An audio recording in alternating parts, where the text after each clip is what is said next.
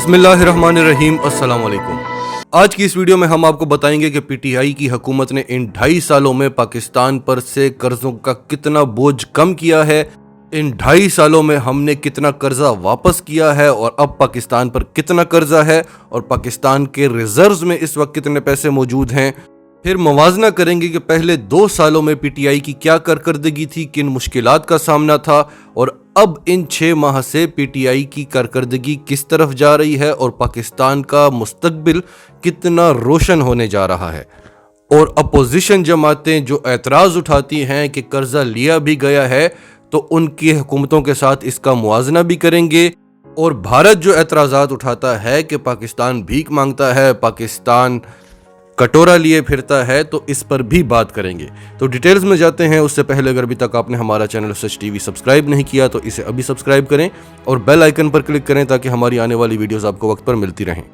आज 23 फरवरी 2021 तक पीटीआई की हुकूमत ने पाकिस्तान के 20 अरब डॉलर्स के जो बैरूनी कर्जे हैं वो अदा कर दिए हैं, और ये रिकॉर्ड है।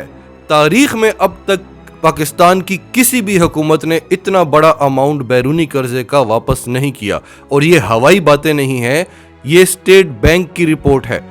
इस वीडियो में हम आपको बहुत सारी चीजें समझाएंगे जो हर पाकिस्तानी के लिए जानना इंतहाई जरूरी है।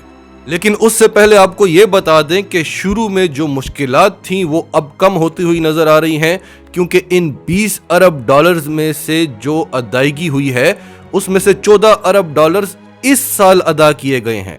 यानी अब तक जो 20 अरब डॉलर्स अदा किए गए हैं उनमें से 14 अरब डॉलर आखिरी साल के हैं।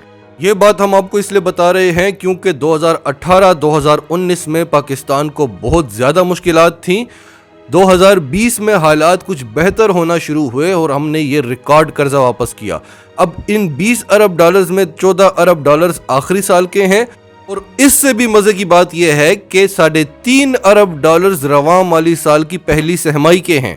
यानी ये मौजूदा साल 2021, इसकी अभी पहली सहमाई कंप्लीट भी नहीं हुई, अभी 2 महीने भी कंप्लीट नहीं हुए। आज 23 फरवरी है और इन 2 महीनों में हम 3.5 अरब डॉलर्स वापस कर चुके हैं। बावजूद इसके के बैरूनी ताकतों ने, अपोजिशन जमातों ने, मुल्क के अंदर जो बड़े बड़े बिजनेस माफियाज हैं, उन्होंने अपना पूरा जोर लगा लिया कि हुकूमत बुरी तरह से नाकाम हो जाए। उसके बावजूद ये रिजल्ट्स हैं। अब हम आपको कुछ और फैक्ट्स बताते हैं। मुशर्रफ की हुकूमत जब खत्म हुई थी तो पाकिस्तान पर जो बैरूनी कर्जों का बोझ था वो 5,000 अरब का था। उसके बाद पीपल्स पार्टी की हुकूमत आई तो जरदारी के दौर में ये बोझ 5,000 अरब से 14,000 अरब हो गया। फिर नवाज शरीफ के दौरे हुकूमत में ये बोझ 14,000 अरब से 30,000 अरब हो गया। नवाज शरीफ के दौर में स्टेट बैंक रोजाना अरबों छापता था, बैरूनी कर्जे बड़ी आसानी से मिलते थे, IMF कर्जा देती थी, वर्ल्ड बैंक कर्जा देता था, क्योंकि वो जानते थे कि इन कर्जों से पाकिस्तान को फायदा नहीं होना। अभी हम आपको मजीद फैक्ट्स बताएंगे, लेकिन उससे पहले आपको ये बताते हैं कि कर्ज लेना कोई बुरी बात नहीं होती अगर वो कर्ज आप तरक्की के लिए ले रहे हैं, एक ऐसे प्रोजेक्ट के लिए ले रहे हैं जो आपको कमा कर देगा, अपने कर्ज की अदायगी भी करेगा और सारी उम्र पाकिस्तान को कमा कर भी देता रहेगा। तो ऐसे प्रोजेक्ट्स के लिए कर्ज लेना कोई बुराई नहीं है, क्योंकि उससे ही आपकी तरक्की होती है।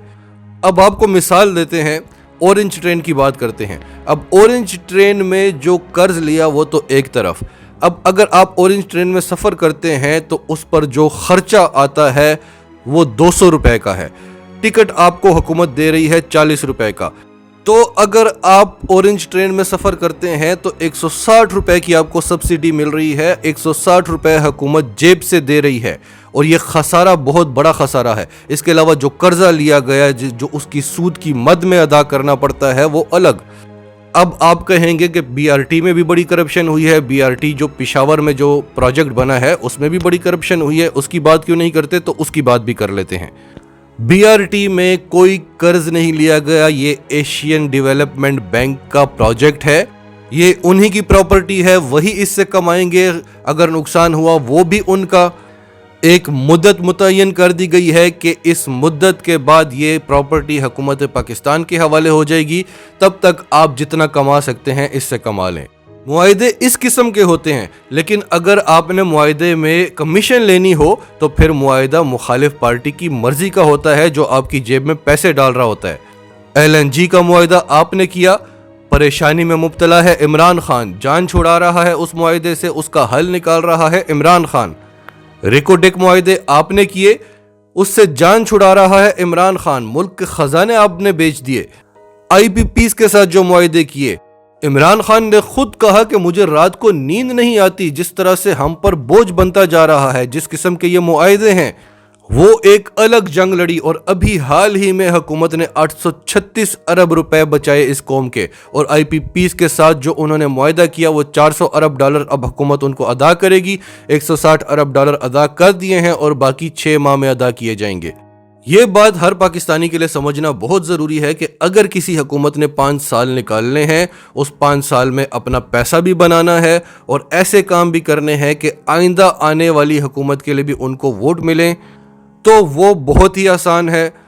और उसमें आप बैरूनी ताकतों को भी खुश कर सकते हैं, क्योंकि आपका कुछ भी नहीं जाता। जब तक चलता रहे आप तो खुद तो मजबूत होते जा रहे हैं।